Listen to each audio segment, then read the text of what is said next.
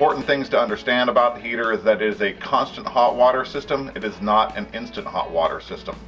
Your tankless water heater is a gas appliance. To shut off the gas, if you ever smell gas, you need to know that the valve inline is on.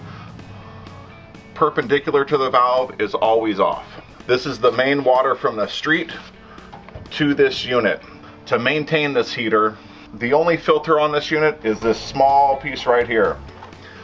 To access this, you'll need to isolate the unit by turning the valve off here and turning this valve off.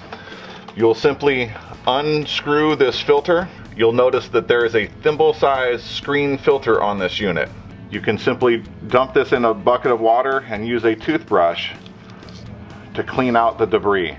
Twist this until it is snug, but just finger tight. Once you've reinstalled it, simply open up both valves and your hot water heater is now back in proper use.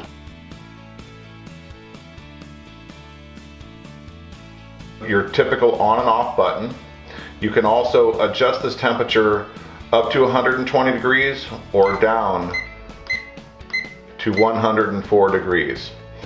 The recommended temperature setting is pre-programmed to stop at 120 degrees.